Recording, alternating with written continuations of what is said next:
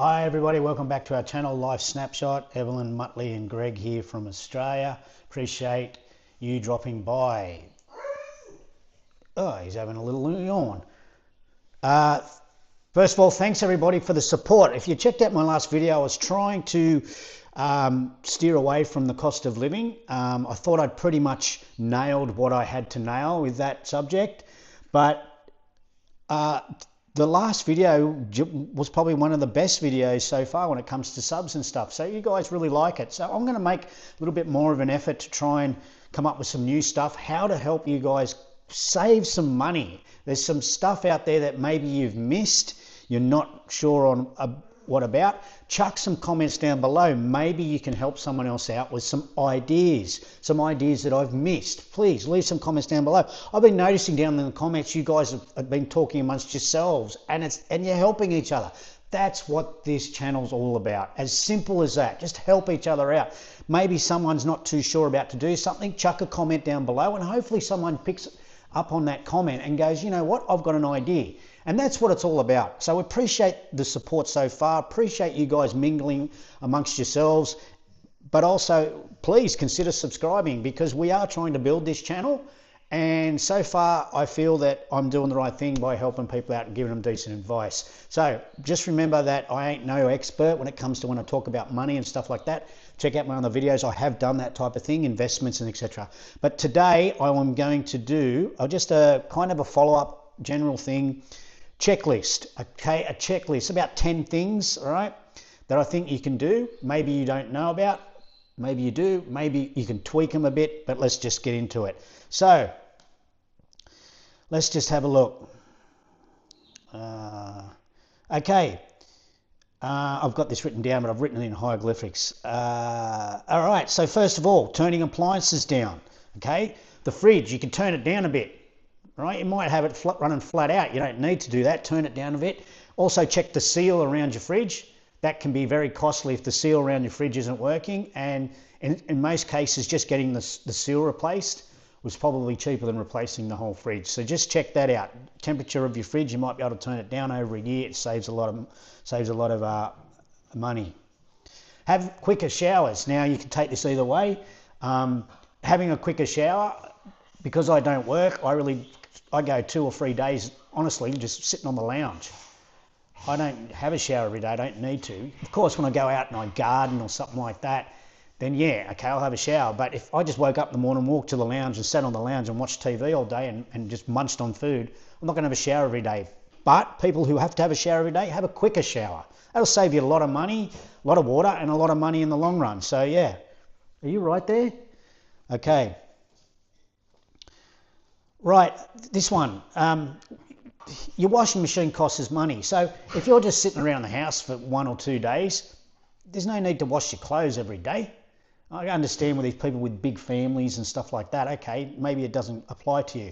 But washing your clothes every single day, I don't think so. You could wear the same thing if you're just sitting around the house 2 or 3 days straight. Who cares, mate? You know, I made a little bit smelly, but so what, you know?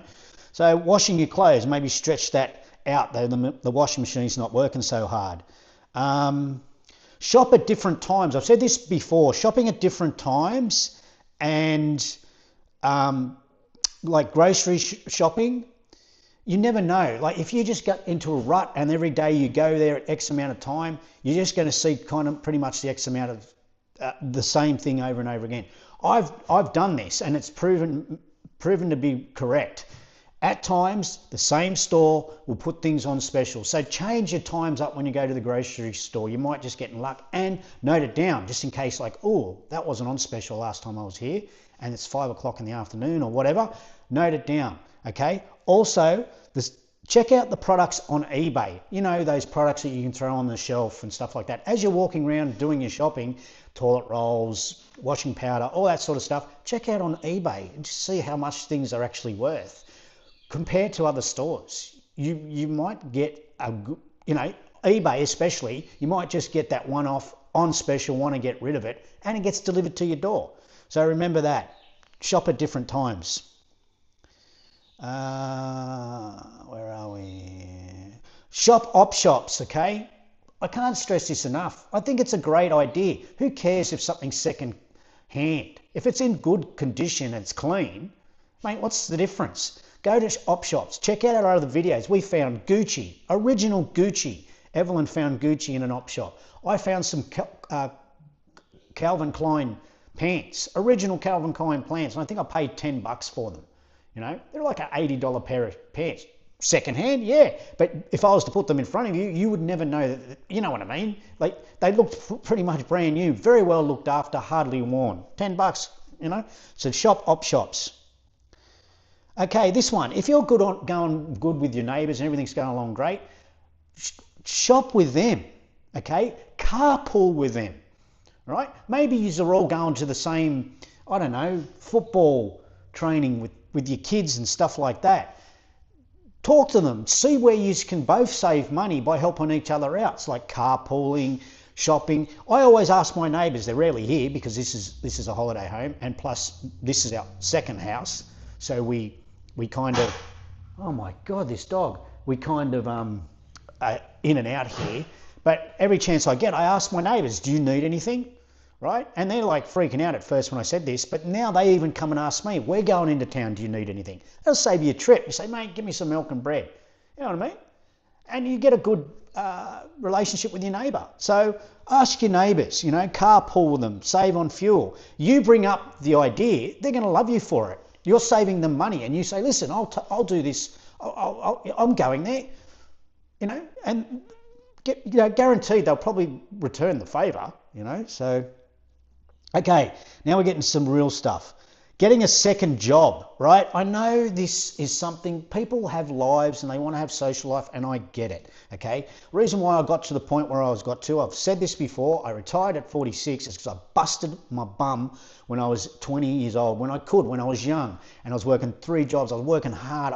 Like I said, I don't think I slept for like 2 years straight, but the amount of money I saved and put aside, and I got my first home, when pretty much everyone else of my friends at the same age were renting. So get a second job and a cashy, okay? Don't be afraid to talk to someone and say, give us a cashy, mate. It saves everybody, all right? Just keep it our little secret, all right? You'd be surprised how much money you can get from a second job that's a cashy, all right? So check out second jobs, all right? Another thing I do with a second job is, if you want to call it, I used to, like when I'm not sleeping at night, I don't do this anymore. I go around everybody's bins when it's recycled and take the cans out. Now I was really quiet on it. Sometimes the cans are at the bottom of the bin. I'm not going to lean I was doing it at 11, 12 o'clock at night. I'm not going to lean the bin over and have bottles clanging together and waking people up. But the amount of times I went past like hotels and places like that, the bin is full. Sometimes you take $5 out of a bin, and it only takes 500 cans and bottles to get $50. And if you can do that in a couple of hours, and you're sleeping anyway, you've made $50. It's got nothing to do about how the hourly rate of what you're doing. It's just that it's extra money. So check out doing that, going around your area, grabbing some cans and things out of the bins. You know, that was great for me. I was doing like $100 a week. You know, that's my fuel for 2 weeks. So, hey, remember to recycle, go around, okay? Try something new. Don't be afraid to try something new. What have you got to lose in your situation? Probably not much, if anything. Try something new, especially if it's something that's not going to cost you money. Like I said, go get recycled cans. What's it going to cost you? A couple of dollars in fuel? You might just drive around. When I was doing that, I actually wrote down the addresses of the places. Mate, there was a guy in town that used to drink a lot of beer, obviously. Don't know him. I only went through his recycle, and he put his beer bottles back in the carton and taped the carton. And the recycle was like 4 or 5 cartons. So I just take the cartons out of the recycle. You know, that's $2.40 a carton, and sometimes there was 5 in there. There's $10 right there. So write down the address, and it saves you. You go boom, boom, boom, boom, straight to those addresses, and you go, oh, there's nothing. All right, I'll go home. It's not worth it. Or you go, boom, boom, boom, boom, holy crap, I've already just quickly made $20. I'll have a look around, see if I can double my money. So write down the addresses of the places you go to recycle. And they always have cans and stuff in there. Also, try something new. I bought about 2 years ago, probably, no. It was just as COVID hit, I bought a claw machine. Now, I live in a very, very small village and there's only 4 supermarkets here. So I decided to buy a claw machine. Now, I was just going in this blind. I bought the claw machine. I'm like, now I've got to put it somewhere. So I went and seen the shopping centres around here. And 3 of them said, no, not interested. Anyway, I was talking to a friend of mine who said, oh, I know the local IGA guy. And I said, really? I said, I've got this claw machine, right? I did a deal with him. You go and talk to him and tell him if I can put this claw machine in and I'll give you 20% of whatever I make. Now, this guy's just got a great deal. All he's got to do is go and talk to this guy, convince him to put my claw machine in, and he's making 20% of my takings, doing nothing. Sure enough, the guy agreed and said, yep, no worries. That claw machine now, and then COVID hit, so they closed off the area where the claw machine was, so it sat there for a good 12 months doing nothing. The doors, they only had the front doors open to the supermarket. So I was like, timing, bad timing. But after COVID lifted and we started getting some things, it's put right out the front of the bottle shop. Sometimes I pull $250, $300 in the Christmas time, the summertime, the daylight saving times. Through winter, it's around $50 to $80, per month. But if you work that out, that's about $1,500, give or take a couple of $100, that I put in my pocket. Okay? Claw machine, I just tried it and it's great. Yes, it cost me $3,000 for the claw machine. So it took me about almost a year and a half to pay the actual cost. Now it's pure profit. I drive in there and clean the machine, empty it, give them their percentage and walk out with about $100, $150. Try something new. So to sum up, basically what I'm saying is, can I just click this? Let's click this. The worst thing you can do is nothing, okay? And just be stuck in your situation, right? This is what I'm trying to get the point across of. The worst thing you can do is do nothing. Try something. There's a list of things you can save right now. Get up, turn your fridge down, have showers, have quicker showers, check all your appliances, switch off stuff that you don't use.